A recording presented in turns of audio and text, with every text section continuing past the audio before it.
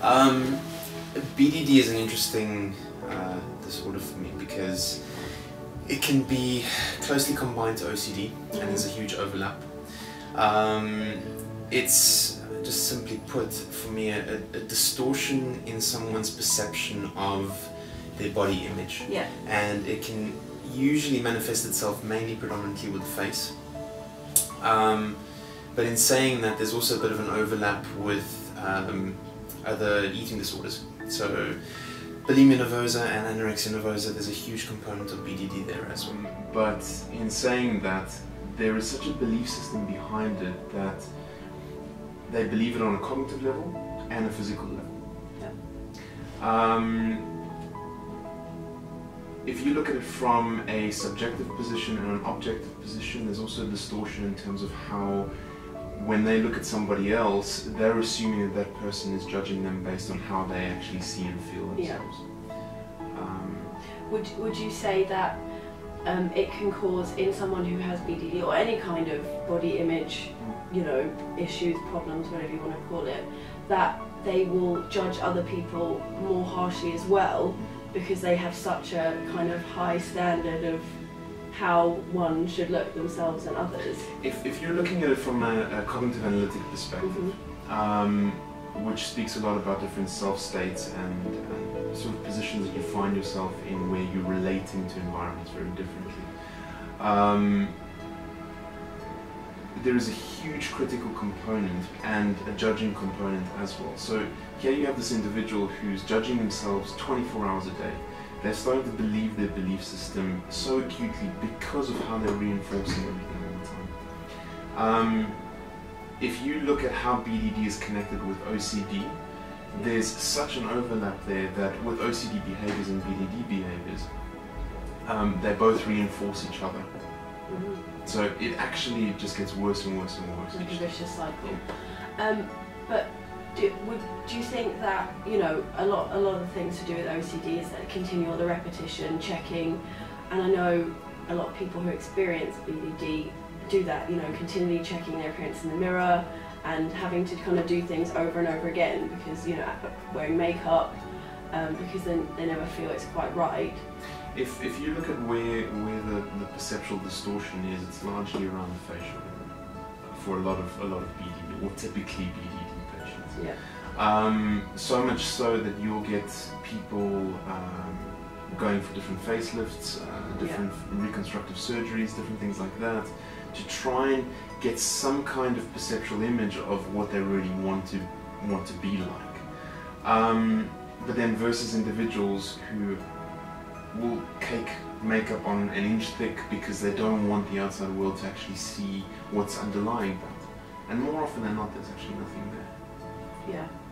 But of course all the surgeries and all the makeup, you never get to that point. It's kind of this unreachable, you know, running towards a finish line that's continually being put back. What you'll find is that, or at least I hope, that in a lot of sort of reconstructive surgeries,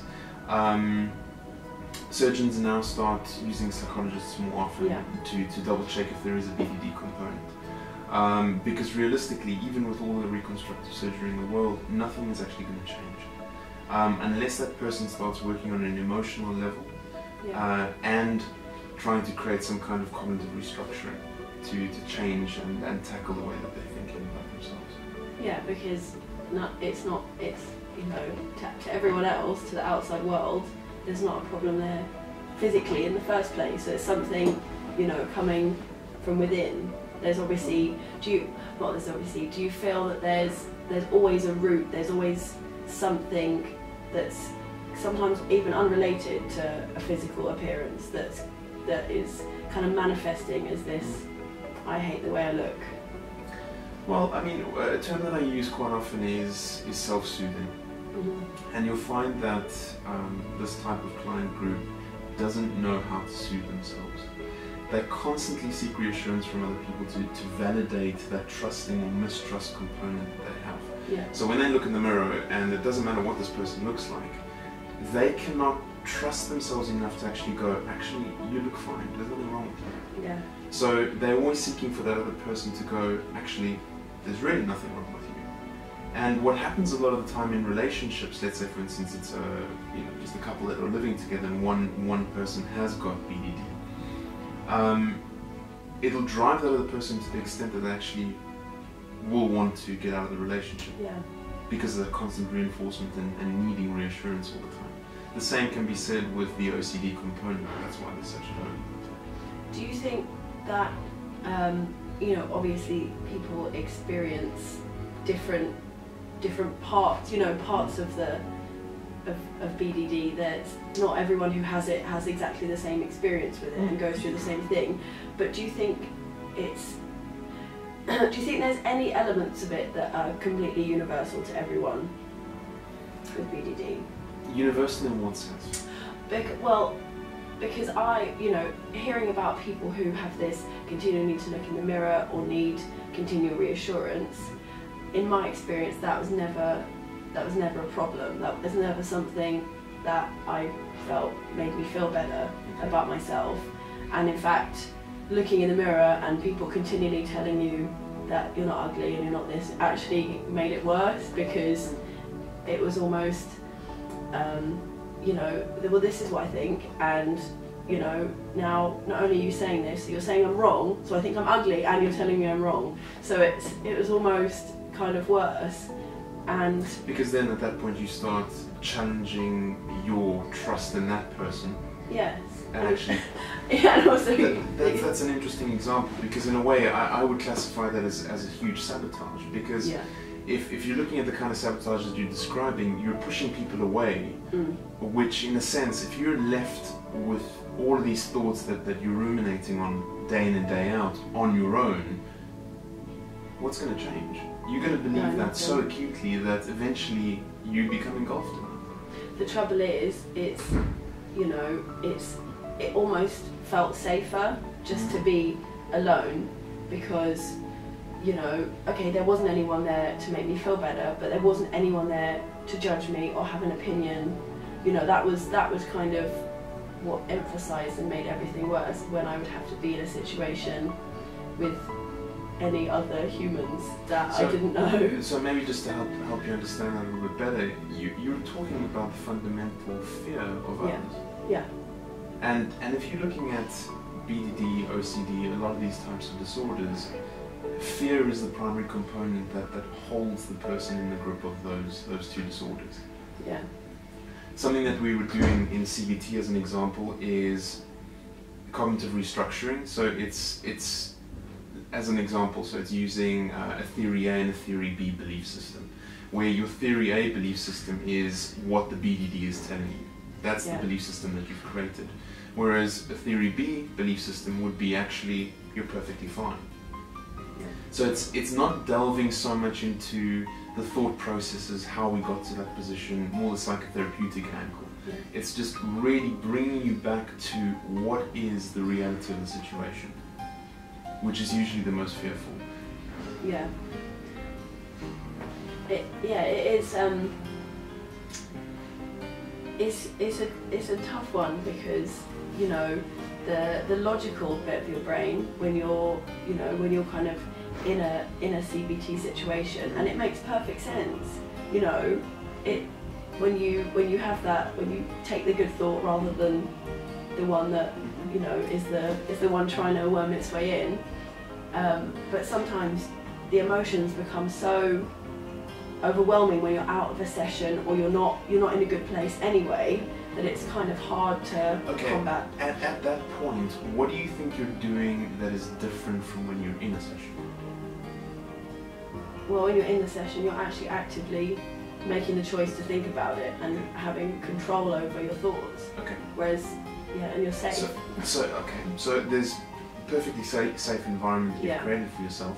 But what you're doing is that you're allowing yourself in that context to work with someone else, to try and help you understand and digest what's going on for you in that situation. Yeah. Okay. So it's almost taking that step out of yourself and observing what's going on. Yeah, definitely.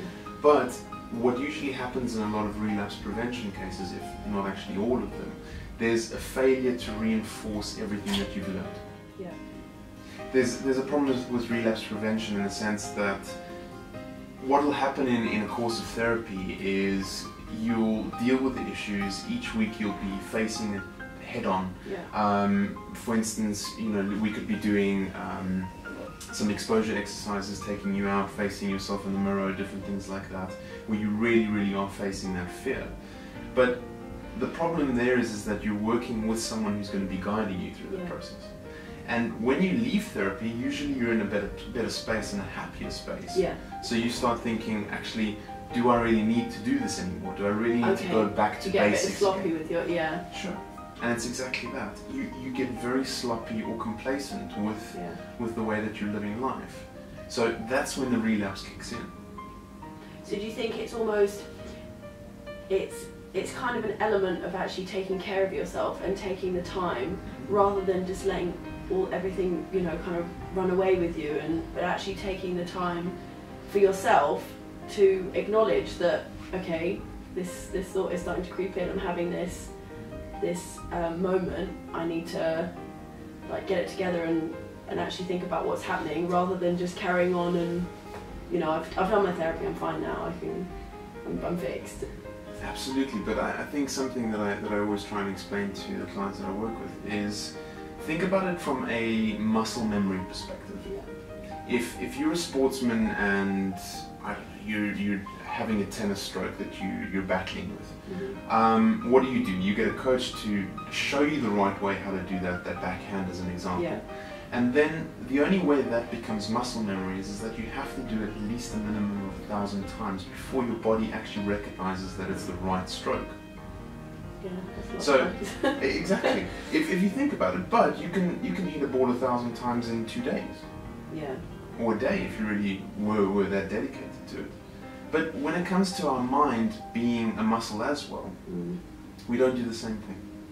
That's when we become complacent.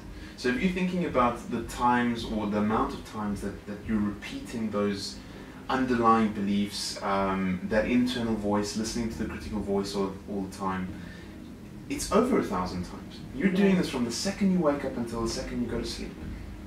And bearing in mind, 30 minutes before you go to sleep, whatever you've been thinking about within those 30 minutes is what you're going to be replaying throughout the whole night as well. Yeah. Do you think there's any other kind of techniques or, you know, different types of therapy that are really helpful? Obviously the CBT approach is helpful. Are there any other kinds of, you know? Realistically, I think any therapeutic approach is helpful. But, you know, something else that I do ask is, and it's a very cheeky question to ask. If I said it to you, and as an example, you had BDD, right?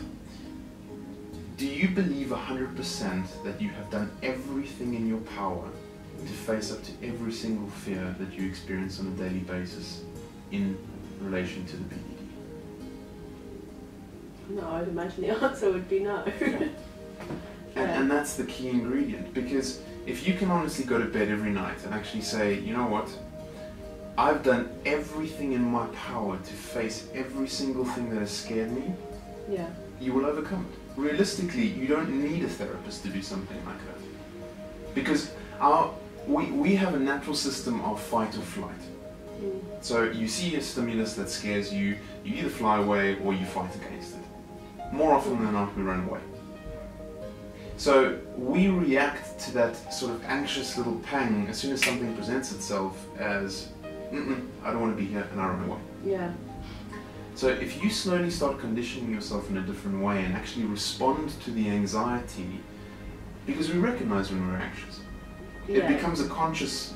It's a physical response. Completely. And that's where it has to be sort of the initiating response of how to change things. So the way that I think about it is, as soon as I feel anxiety, I go, okay, I'm feeling anxious, therefore I can be safe to say that I'm fearing something in the situation. I may not know what it is, but because I'm feeling anxiety, I need to face it head on. Yeah. You know, that's so funny that I never actually really thought about it like that. that if you know, because your body's so, you really should listen to your body, and it's so good at telling you something's not right, you know, something's up, and actually that can be that trigger that tells you, hang on a minute, I need to think about this, I need to work out what's going on. And if you catch it there, at that point, then it's much less likely to snowball. And completely. But you'll also find that in a lot of people that really struggle with life on a day-to-day basis, there's such a mind-body split that they're completely either disconnected from their thinking processes, or they're completely disconnected from what's actually happening on a bodily and emotional level. I would say it's probably the latter more often than not. People just are way too caught up in their heads all the time. So, you know, using techniques like mindfulness, which I think has become the word too flippantly used, unfortunately, but it needs to be something where you can actually sit with yourself, try and understand your emotions, learn to create your own life philosophy, because there are so many books out there that you can read that are helpful, just taking a snippet here, a snippet there, piecing it together, figuring out what works for you. And once you actually have that life philosophy and you reinforce it, like the muscle memory example that I used, you don't need to ever fall back. No, it's kind of like your own personal little self-help book that you just take with you everywhere you go. Yeah, I guess it's you know, not everyone has the opportunity to see someone professionally and to kind of, so, you know, it's a shame. To me, it's a huge, you know, travesty that there's people out there that are experiencing this and, you know, don't think there's anything they can do without seeing someone professional.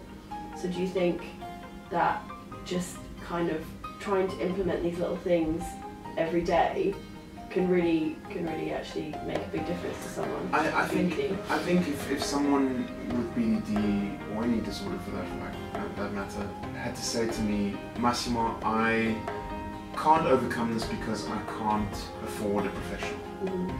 I think if we lived in the dark ages, where we didn't have access to internet articles, to some kind of resource to actually learn more about what we were experiencing, then I'd agree 110%. But in reality, you can literally go into a self-help section there and be reading for years. So it's really, first and foremost, down to the individual wanting to change something inside themselves. Yeah, you have to have that desire. Sure. It's not going to just come out of nowhere. Sure. And you can take the horse to the watering hole, but if it doesn't want to drink, it will never drink. And the same principle applies to therapy as well. You can have the perfect person sitting in front of you, but they do not want to change. You will never change. No. Regardless of what therapy they are encountering. I think, you know, from my perspective, it is good to know that, you know, there are things that you can do without going to pay to see someone that can just improve your life every day, that it can be a bit better. I think the hardest thing about BDD particularly is the kind of, not the stigma attached, but the fact that a lot of people really just don't get it. And it's seen as, oh, you're just being vain, or you're just being stupid.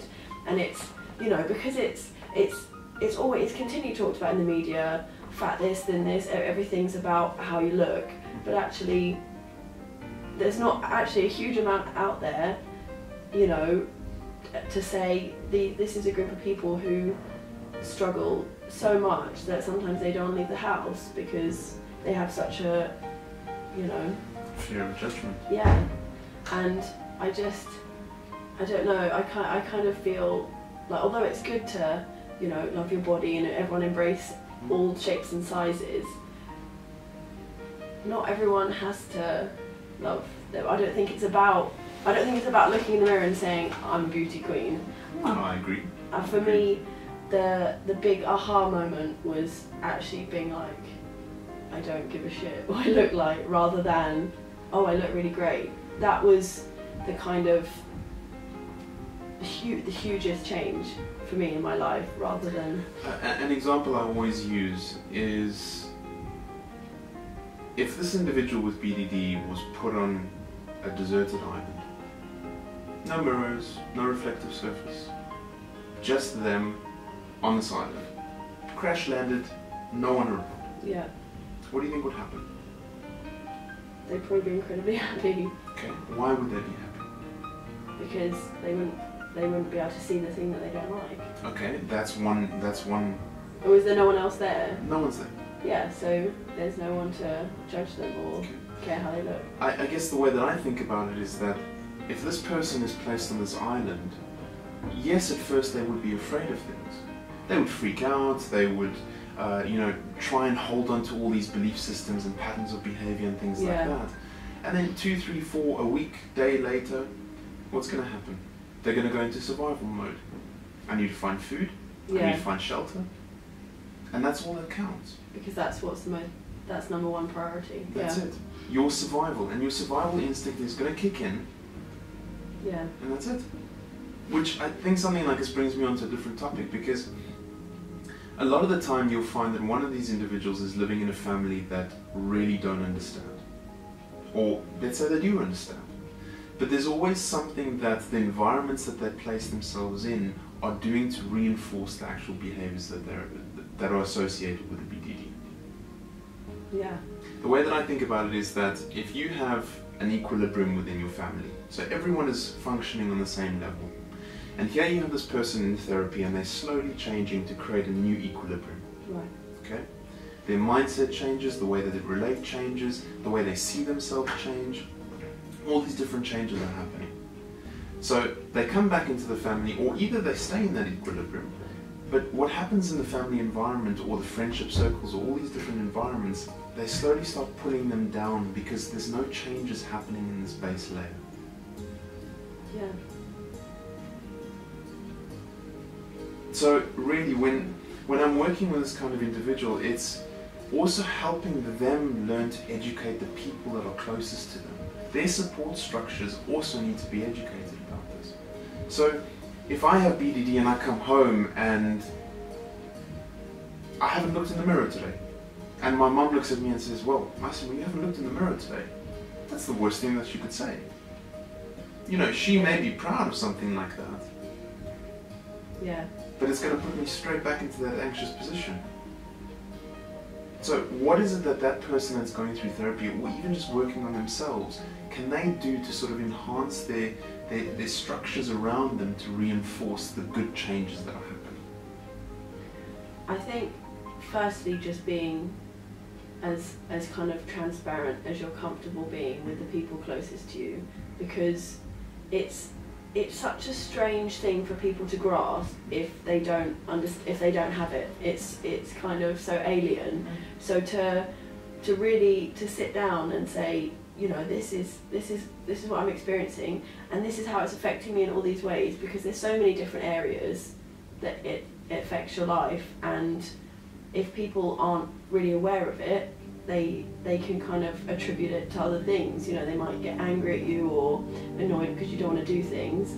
So to be as open about what you're experiencing as possible, but also to kind of keep them up to date with the positive things. You know, when you come out of a session or you have an epiphany moment, to keep that, you know, to keep them kind of in the loop so they know where you are on your journey. I agree completely with you, but then I'm also a little bit skeptical about, I guess, how we're socialized. You mentioned before about media and things like that, and I think the devastating impact that it has on people and their perception about the way they are, and you know, just as human beings in general. It's also very important to reflect on how we've been socialized within our families. Yeah. Because, you know, let's say you're working with a therapist and you realize, oh my God, this is actually stemmed from my family. This is stemmed from my mom, this is stemmed from my dad, this is stemmed from somebody. Then all of a sudden you're blaming your family for what you've become. Whereas in reality, actually, you do have a choice throughout this whole process. The one thing that I most often find with this client group is that they feel they don't have a choice. Yeah. it's a compulsion. It's just there. They have to do it. But the irony is that when you're doing risk exposure or exposure exercises, and you get this individual to make a decision in facing the fear, they do it. Yeah.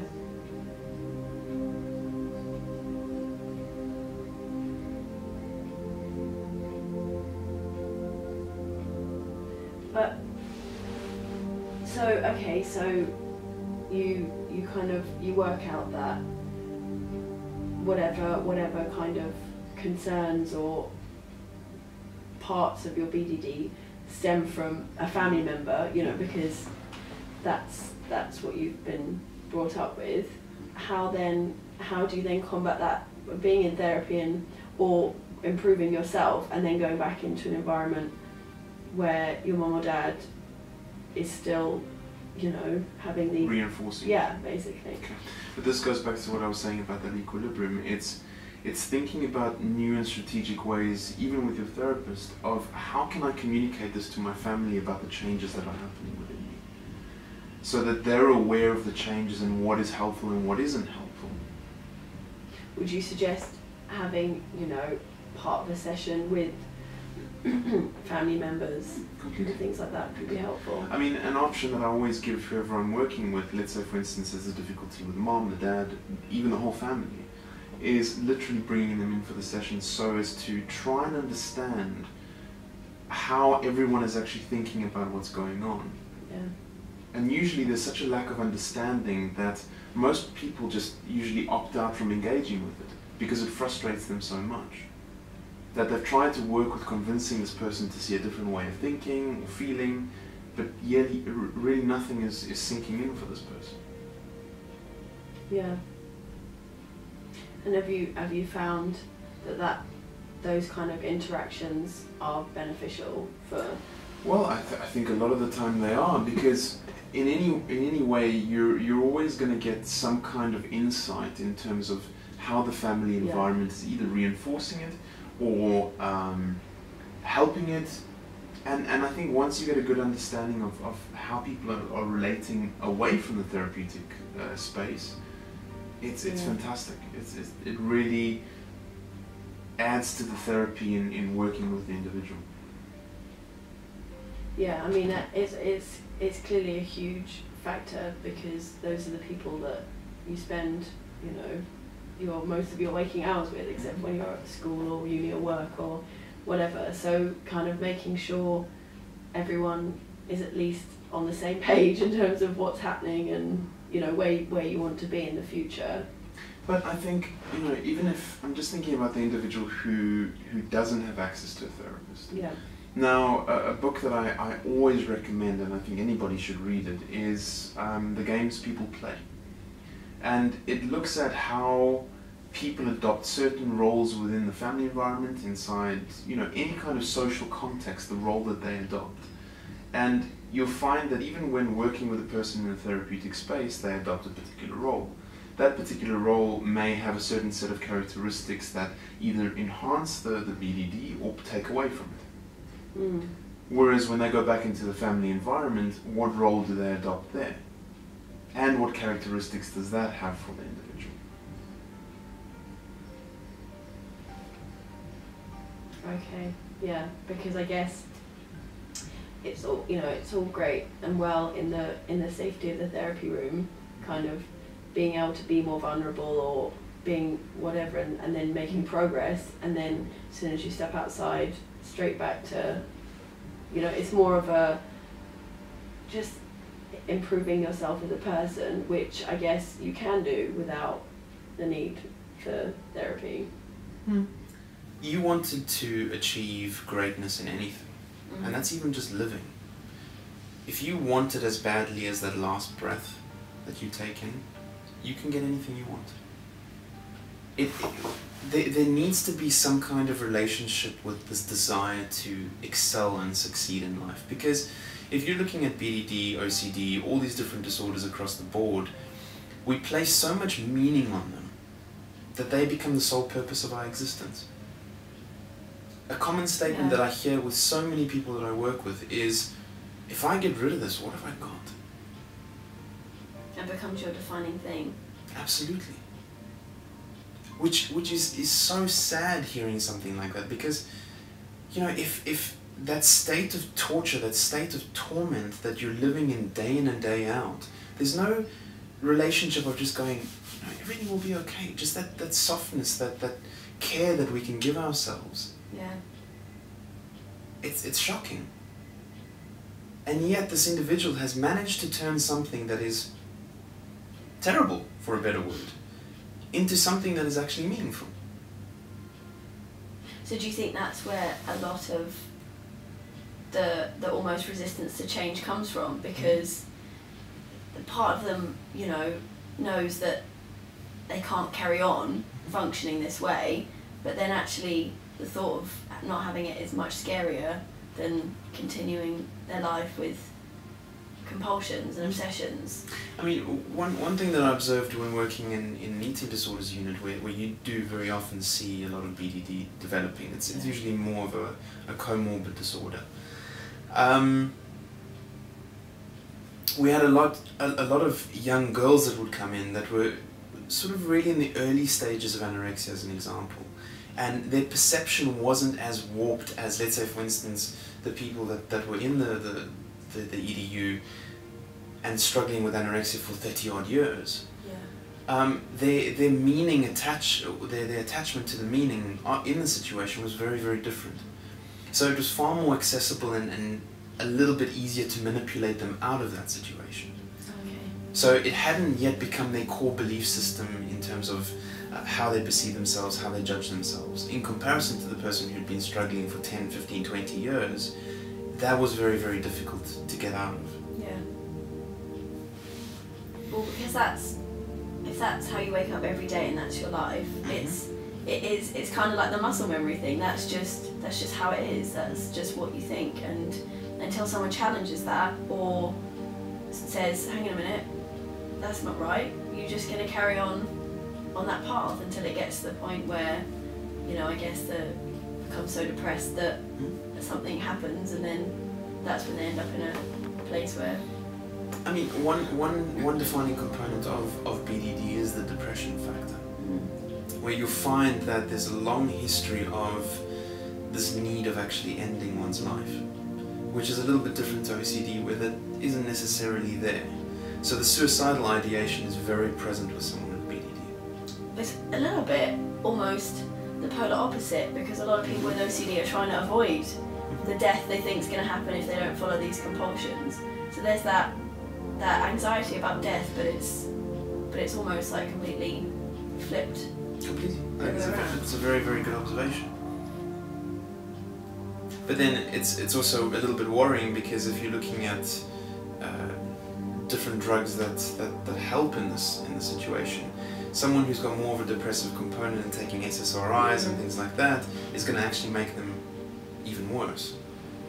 There's a higher risk of suicide that way. Oh really? Yeah. So but then again,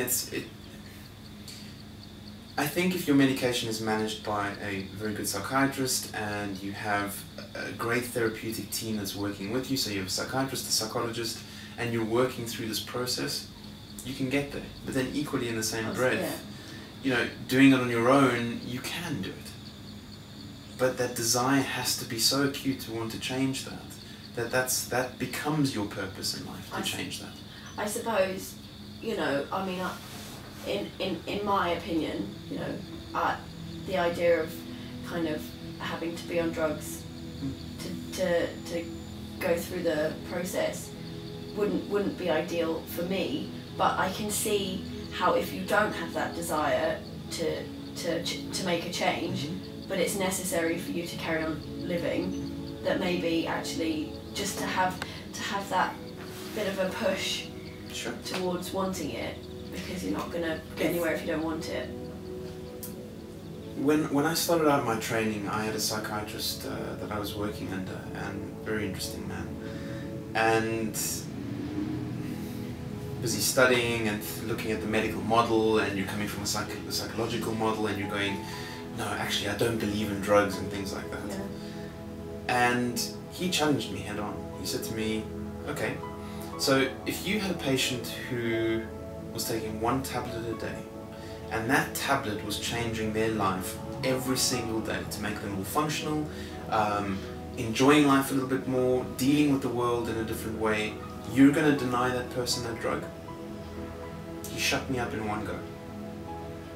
And that put things in perspective, because if a person does take that one drug and it can give them 20% more of a beneficial quality of life, why not?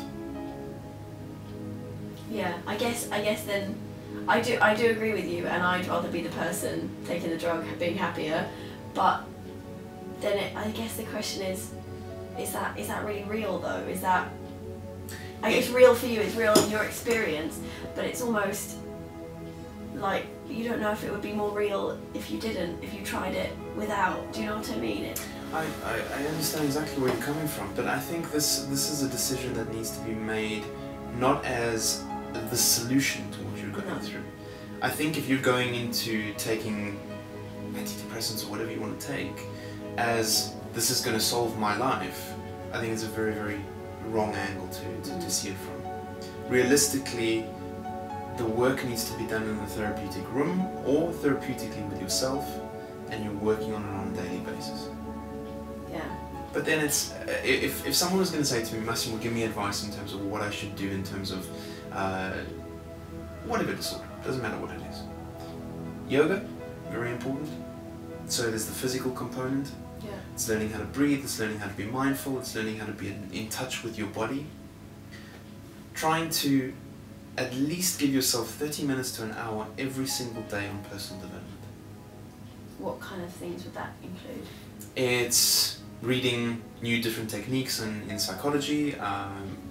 You can look at CBT, you can look at CAT, which is cognitive analytic. Any psychotherapeutic books, even psychoanalysis really has got some great concepts that we can learn. You mentioned resistance in the beginning. Yeah. To try and get our heads around that and understand what our own resistance is. It's just sitting with yourself and actually trying to understand the ins and outs of how you think and feel. Yeah, it can put a lot of things in context, I guess, when you understand how your mind works. Completely. And when I mentioned about that life philosophy, I think that's the key component for me, where I love this idea that there are many therapists and doctors and people out there that are writing all these wonderful books filled with information. But these are very subjective books. Yeah. So, in reality, it's taking things inside them that work for you, apply them to your life. If it doesn't work, try something else. Yeah, but don't just pick up one book, read And it and go, oh, that's... or just take it all. Hmm? Yeah. I agree, because, you know, your own formulations and those are the things that are going to stick with you, rather than, you know, one self-help book you read one time that actually, you know, didn't really help that much. Yeah. I think another angle of thinking about things also is trying to look at what our sabotages are. Because if you're looking at how we're socialized in the world, we're children, we have this omnipotent position, we think we are godlike. And then we get to a particular age where we start applying language, and then we become language. We move away from this emotional realm that we once came from. Right? Yeah. And then the problem is that when you get to that point, you become so acutely language that that's how you express yourself. So crying is taboo, sadness is taboo. The only thing that's really beneficial to us is happiness. And even that, a little bit, you know, no, a lot of people don't like people that are too happy. Sure. there's a lot of kind of negativity attached to that as well, which is awful. Yeah, that's so true. But the key thing is that I think it's trying to find something that works for you. And I think if you find your way of being in this world and actually being comfortable with what you are and who you are, it's not about being a supermodel. I think supermodels, many of them are unhappy.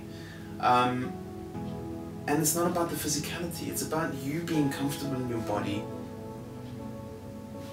expressing your emotions, trying to find some happy, key, enjoyable moments in life, finding meaning and purpose.